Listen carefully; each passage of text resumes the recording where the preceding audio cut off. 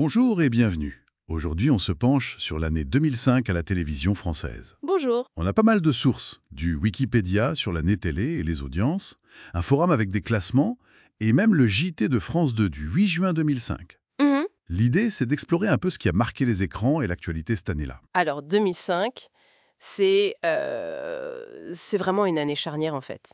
Surtout avec le lancement de la TNT, la télévision numérique terrestre, le 31 mars. Ah oui, la TNT. Exactement. Et là, on voit arriver plein de nouvelles chaînes gratuites. Direct 8, NT1, Énergie 12, W9, France 4, BFM TV, Gulli aussi.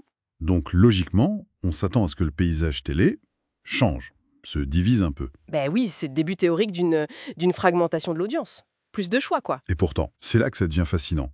Les chiffres qu'on a, via le forum DVD Classique, Oui, bien sûr. ils montrent une domination écrasante de TF1. Carrément, 97 des 100 meilleures audiences de l'année.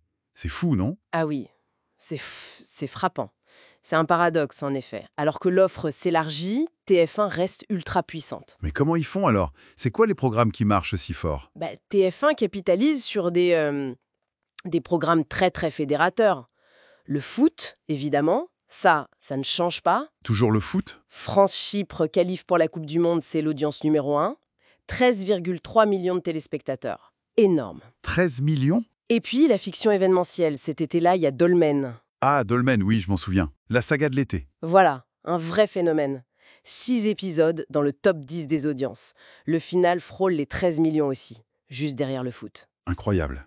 J'imagine qu'on retrouve aussi les séries policières habituelles. Tout à fait, Julie Lescaut, Navarro, Commissaire Moulin, Les Cordiers, ils sont tous bien placés dans le top 100.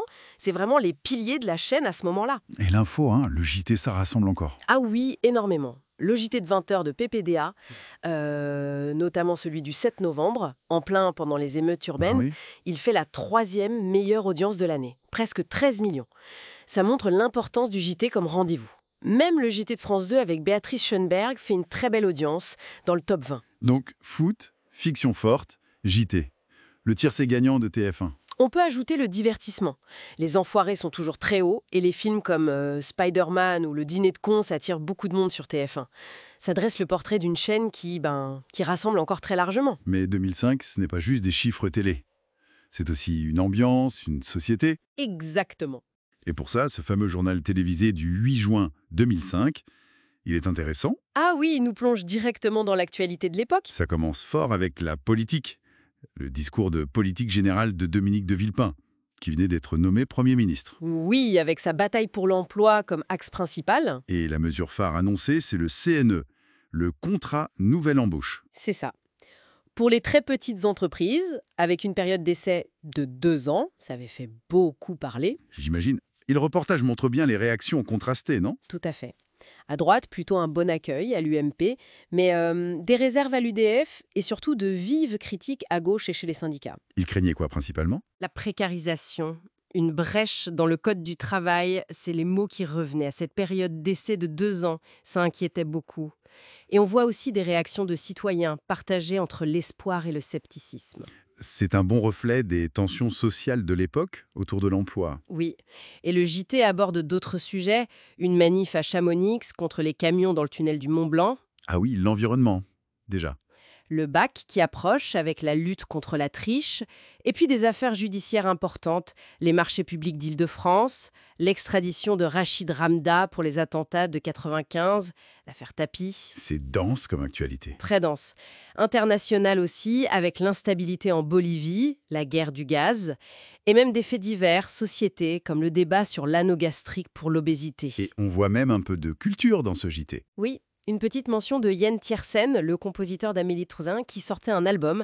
Et ça fait le lien avec l'actualité culturelle télé de 2005. C'est-à-dire? 2005, c'est aussi le lancement de Kaamelott sur M6 Ah, Kaamelott, bien sûr. et l'arrivée de Lost sur TF1, une série qui va marquer, ou la reprise de Doctor Who sur France 4, avec la TNT justement. Le paysage culturel bouge aussi. Donc, pour synthétiser un peu, 2005, c'est cette drôle de période. La TNT arrive, ça commence à bouger. Oui, ça sème les graines d'un paysage médiatique plus éclaté. Mais en même temps, TF1 est encore au sommet de sa puissance avec des programmes qui rassemblent énormément de monde. Exactement. Le foot, les grandes fictions comme Dolmen, le JT, ces programmes sont encore des points de repère très forts et ils reflètent ou amplifient les débats de société, comme celui sur l'emploi avec le CNE qu'on voyait dans le JT. Et ces grands rendez-vous télé, finalement, ils créaient peut-être des moments de discussion commune, non? Hmm. Ce qui est peut-être moins le cas aujourd'hui avec l'éclatement des audiences. C'est une bonne question. Donc si on résume, 2005, lancement de la TNT qui annonce la fragmentation, mais une domination toujours écrasante de TF1 dans les audiences, foot, dolmen, JT.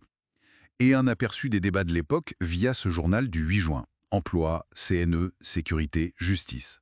Et ça nous amène à une question pour aujourd'hui finalement. Alors que les audiences sont maintenant éparpillées entre les chaînes, les plateformes, les réseaux sociaux, comment les grands sujets de société trouvent-ils un écho collectif? Est-ce qu'on a encore ces grands moments partagés? Et ces batailles annoncées en 2005, comme celle pour l'emploi, où en sont-elles vraiment aujourd'hui? Ont-elles trouvé une issue ou juste évolué?